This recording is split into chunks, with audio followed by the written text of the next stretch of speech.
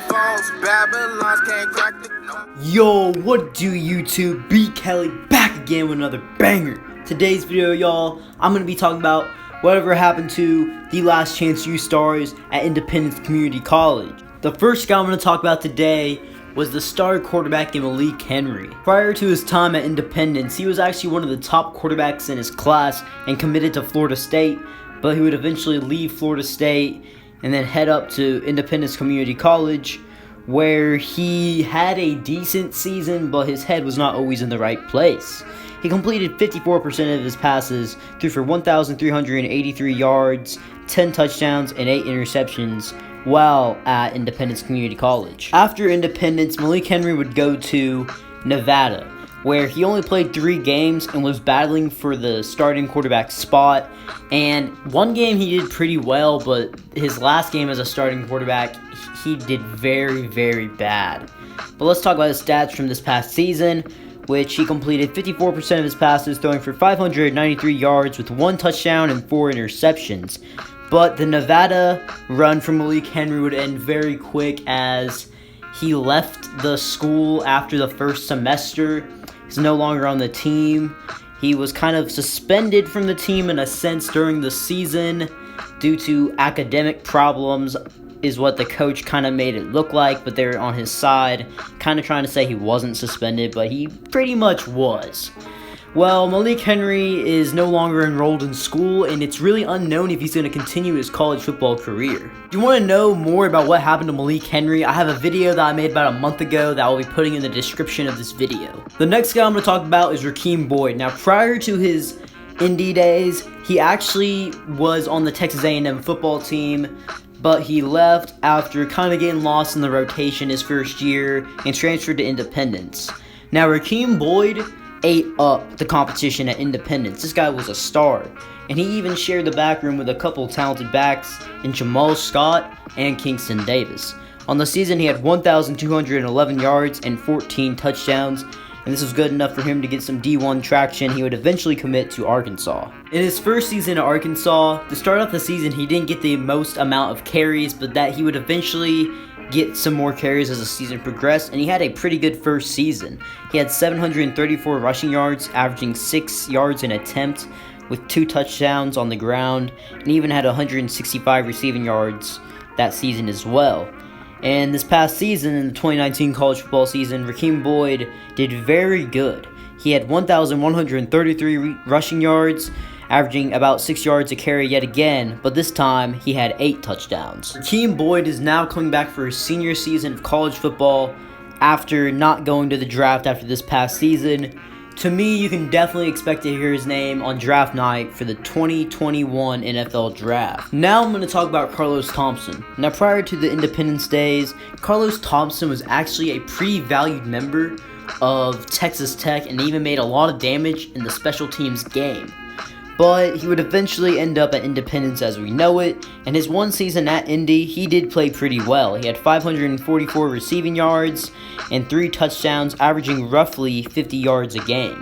Carlos Thompson would attend Missouri Western for his final year of college football.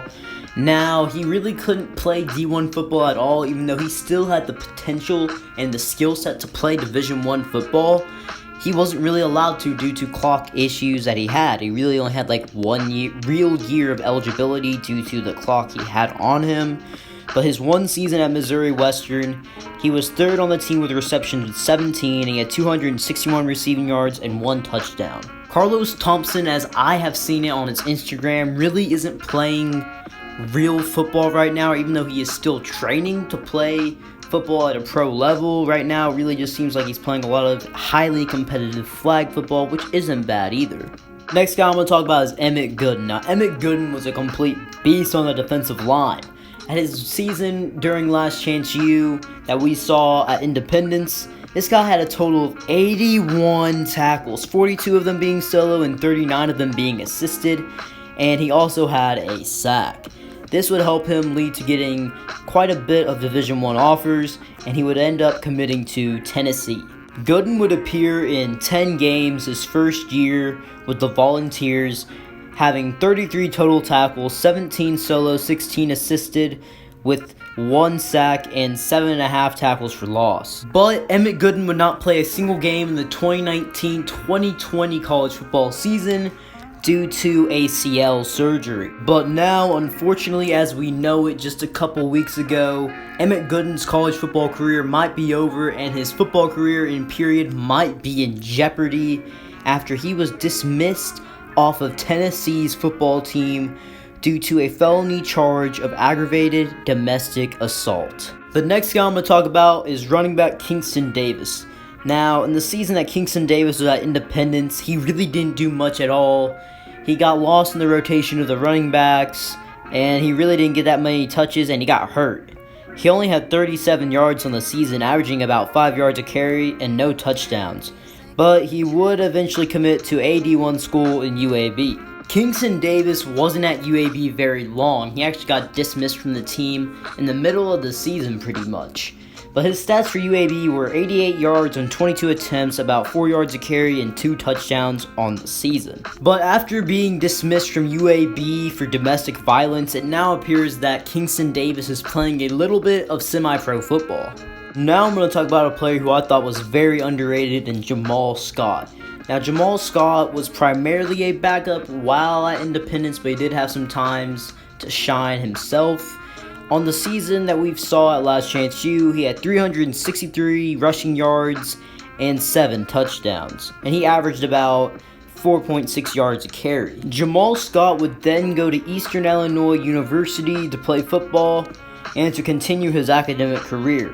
In the 2018 college football season, he had 395 rushing yards, averaging about 5.7 yards a carry, and had 3 touchdowns on the ground. But Jamal Scott would only spend 1 season with Eastern Illinois, as he would leave the team right before the 2019 college football season, and right now it is unknown what he is doing currently. The next thing I want to talk about is Kerry Buckmaster. Now, Kerry was a pretty hard worker on the field, but he unfortunately did sustain an injury during the season in Last Chance U, which would kind of derail his recruitment partially, but he would eventually commit to West Texas A&M University, which is a D2 program. Even though Buckmaster did commit to this team, he would end up not really playing in any games, and he was on the roster, but now you can't find him at all on the roster or any links, so it's presumed that he left. And I really don't know what Buckmaster is doing right now. The next thing I'm going to talk about is Calvin Jackson Jr. Now, during the season of Last Chance U, he had 381 receiving yards and 4 touchdowns, and he would eventually commit to Washington State University. In his first season at Washington State, Jackson Jr. did make somewhat of a bang. He had 287 receiving yards and 2 touchdowns through the air in only 9 games. But this past season, the 2019 college football season, he would redshirt, only appearing in 3 games, but he did have 117 receiving yards and 1 touchdown. So far, he is coming back to play for Washington State yet again for his redshirt senior football season. The next guy I'm going to talk about has been one of my favorite characters on Last Chance U in Bobby Bruce. Now, Bobby Bruce is an undersized linebacker, as we saw in Season 3. He did play a little bit. He did play in 9 games, had 23 total tackles, 14 of them being solo, and 9 of them being assisted. And as we know, going into Season 4, he got arrested and was in jail for a minute. And then when he came back to Independence, they moved him to safety because he was an undersized linebacker, and then he got lost in the depth chart. And he just didn't like being there anymore, and he would eventually be dismissed from the team after stealing something out of someone's dorm. And as we know it now, Bobby Bruce is playing in an indoor football league where we saw him actually make a game-winning interception for the team that he was on, and he has a kid now. I hope the best for Bobby Bruce, though. Dude was a G. Now, to kind of start off the main people of Season 4 of Last Chance U, I'm going to start off with Jordan J. Jones.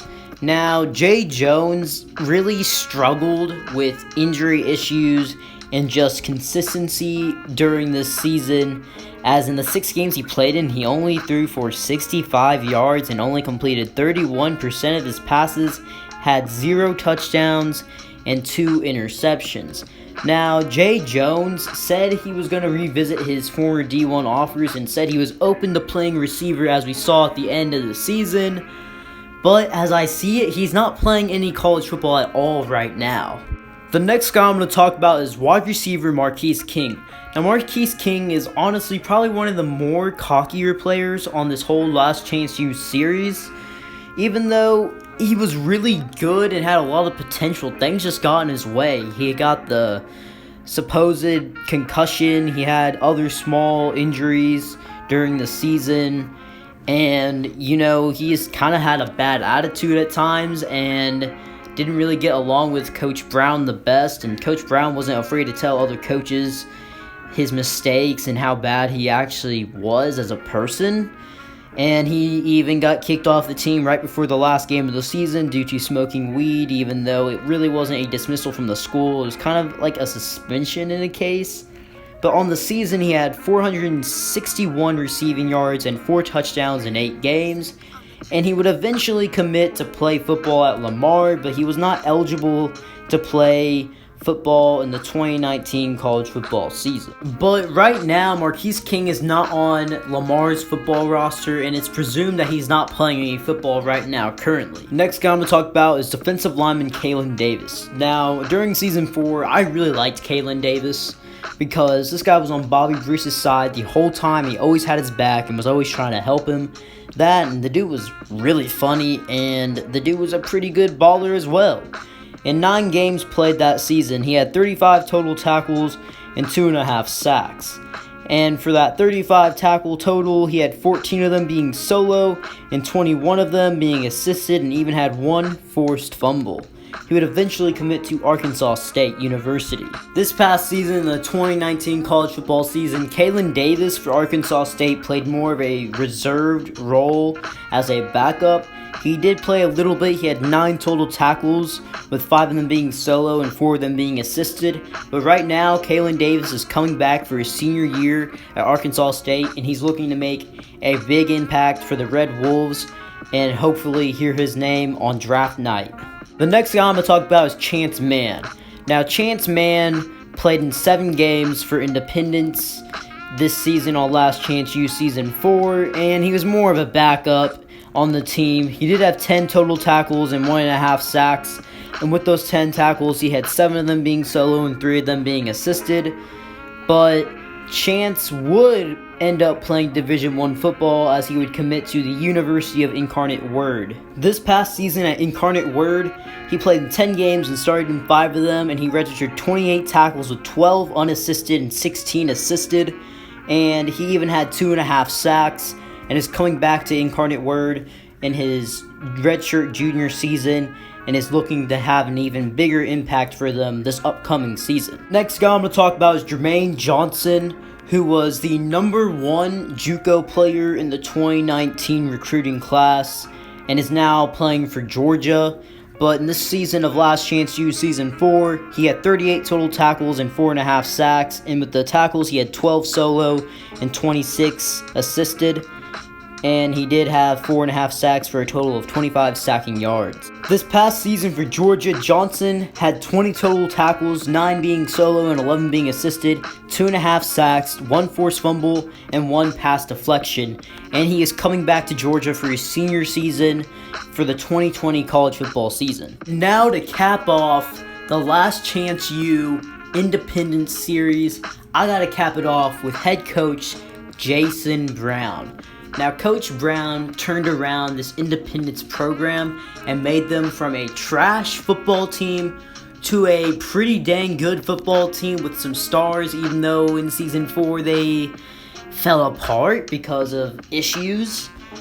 Well, Jason Brown helped turn around the program and even got some players to go D1, and he says he put the most players to D1 out of any JUCO team, which might be true. I don't know. I'm not going to fact check it. If he says it's true, it's probably true.